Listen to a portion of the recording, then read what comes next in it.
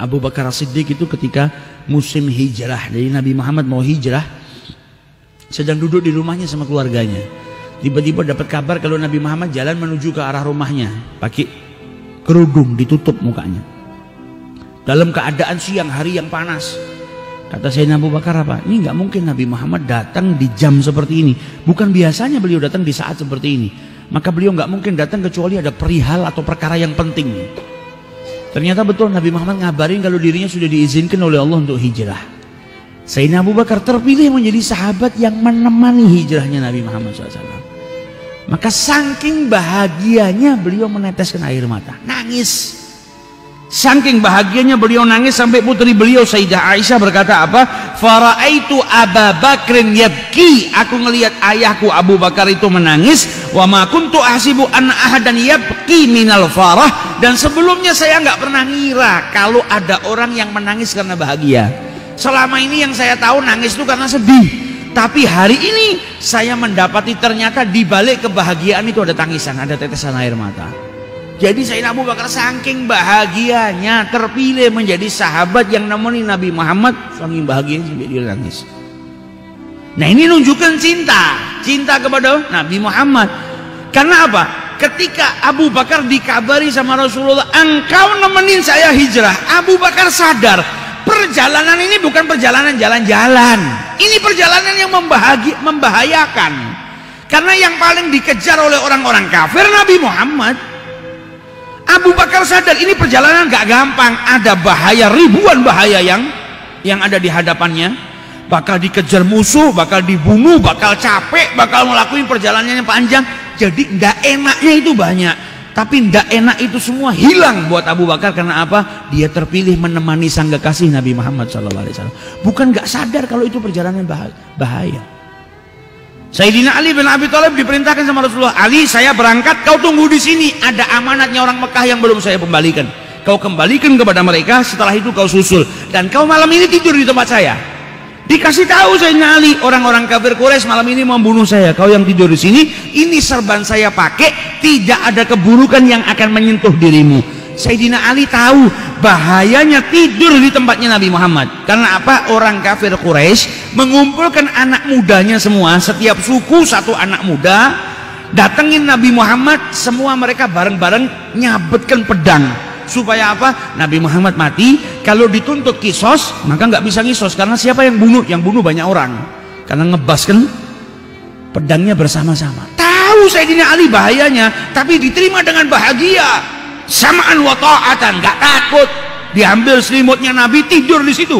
Bahagia yang luar biasa. Karena apa? Karena yang minta Nabi Muhammad. Lebih mencintai Nabi daripada dirinya sendiri. Dengan apa? Dengan amal yang dia lakukan, dia sudah buktikan. Abu Bakar sadar perjalanannya bahaya, tetap dilakukan demi Nabi Muhammad. Ali bin Abi Thalib rela tidur di tempatnya Nabi Muhammad, bahaya. Kenapa tetap dilakukan? Demi Nabi Muhammad SAW. Mereka sedang menunjukkan kecintaannya kepada Rasulullah Sallallahu Alaihi Wasallam. Bagaimana cintanya orang-orang Ansor? Orang-orang Ansor ini dapat kabar Nabi Muhammad sudah mau hijrah. Kalau zaman sekarang kan enak, ada WhatsApp. Kita mau pergi ke Surabaya, ngasih tahu kereta saya berangkat tanggal 12 jam 7 pagi, insya Allah setengah 11 saya sampai di stasiun Surabaya. Kalau dulu kan nggak ada. Mereka cuma dengar Nabi Muhammad diizinkan untuk hijrah. Nabi mampir dulu sembunyi di gua. Setelah itu tidak melalui perjalanan atau jalan yang biasa dilalui, karena Nabi harus lewat tepi pantai dengan seorang penunjuk jalan, karena beliau dikejar sama orang-orang musyrik. Belum lagi cintanya Abu Bakar As-Siddiq yang diriwayatkan oleh seseorang yang ngejar Nabi Muhammad, ngajar mau bunuh Nabi. Ketika kudanya dekat dengan Nabi Muhammad, dia ngeriwayatkan, saya waktu ngejar Nabi Muhammad, kuda saya sudah dekat sekitar dua tombak, jaraknya sekitar 2 tombak. Ini orang yang deketin Nabi Muhammad, mau nangkep Nabi Muhammad, ngeriwayatkan, saya ngelihat Abu Bakar nangis. Setiap kali kudanya orang ini mendekat kepada Nabi Muhammad, Abu Bakar nangis. Sampai ditanya sama Nabi Muhammad, Mayuki, apa yang buat kau nangis? Demi Allah ya Rasulullah, saya nangis bukan karena saya takut diri saya yang binasa, Tapi saya nangis karena takut kehilangan dirimu. Saya takut engkau tertimpa bahaya. Dia tunjukkan cintanya kepada Nabi Muhammad SAW. Nah ini cinta, bukan cuma sekedar ngaku, tapi menunjukkan kecintaannya kepada Rasulullah. Orang-orang Ansor lihat mau kedatangan Nabi Muhammad, gak tahu Nabi nyampainya hari apa, jam berapa. Tiap pagi keluar di musim panas yang luar biasa. Keluar dari rumahnya berbondong-bondong ke pintu masuk. Nunggu di situ dengan terik matahari yang luar biasa. Ditunggu sampai datang waktu sore, Nabi nggak datang, mereka pulang ke rumahnya. Besok datang lagi, nunggu lagi berjam-jam. Oh Nabi nggak datang, pulang lagi ke rumahnya. Ditunggu lagi berjam-jam tiap hari dan tidak pernah bosan. Sampai akhirnya Nabi Muhammad SAW nyampe di Madinah, disambut dengan sukacita, rebutan supaya Nabi nginep di rumahnya. Sampai akhirnya rumahnya Abu Ayyub yang terpilih. Rumah Abu Ayyub terpilih. Abu Ayyub nggak mau tinggal di bawah, nggak mau tinggal di atas. Ya Rasulullah, rumah saya 2 lantai, kau di atas, saya di bawah. Itu pun karena cinta. Minta Nabi tinggal di atas bukan di bawah karena cinta. Kalau saya yang di atas nanti saya takut kurang ajar ya Rasulullah, jalan ngelewatin kau di atas. Saya takut kalau saya jalan debunya nanti ngotorin kepalamu. Saya takut kalau saya tinggal di ruangan atas, kalau ada wahyu turun saya jadi penghalang. Nabi Muhammad nggak mau, saya di bawah aja supaya yang silaturahmi kepada saya gampang. Jadi Nabi milih ruangan bawah bukan karena ruangannya lebih bagus. Mikirkan orang Madinah yang mau silaturahmi sama beliau biar nggak kesusahan naik-naik ke atas. Cintanya Nabi sama umatnya sampai seperti itu. Abu Ayyub naik di atas. Kata istrinya Abu Ayyub, selama kami tinggal di atas, Abu Ayyub jalan di ruangan tuh ngelewatin tengah nggak pernah. Kalau jalan melipir di pinggir, takut kalau ngelewatin tengah di bawahnya ada Nabi Muhammad. Jaga adabnya sampai seperti itu. Kalau jalan pelan-pelan, takut apa? Kalau kebantaran, rumahnya orang dulu kan dari tanah, takut ada debu yang ngotorin kepalanya Nabi Muhammad.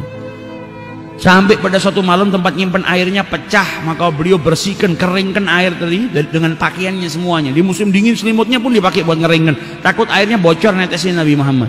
Besok kan harinya turun, tidak kuat ya Rasulullah, saya nggak mampu tinggal di atas, takut kurang ajar. Hub, cinta yang jadikan seperti ini. Bukan karena ruangan atas lebih jelek, saya nggak mampu ya Rasul, kau naik ke atas, saya yang di bawah. Akhirnya Nabi Muhammad pindah. Pindah pun karena apa? Karena permintaan sahibul bait, permintaan tuan rumah. Jadi nggak pernah milih sendiri Nabi Muhammad, nggak pernah. Saya tinggal di bawah karena apa? Karena nggak menyusahin umatnya yang silaturahmi. Pindah ke atas karena permintaan sahibul bait, bukan beliau yang milih.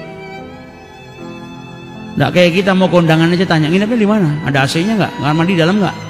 Ada ini nggak? Nabi Muhammad nggak pakai milih, di bawah buat umatnya, di atas buat umatnya. Lalu kita masih lebih ngalem. Nggak ada AC, wah nggak bisa tidur saya kalau nggak ada AC. Nggak ada kamar mandi, wah saya nggak bisa kamar mandi di luar. Nah, Nabi Muhammad semuanya demi kecintaannya kepada umatnya. Nah ini cinta apa yang dilakukan sama Abu Ayyub.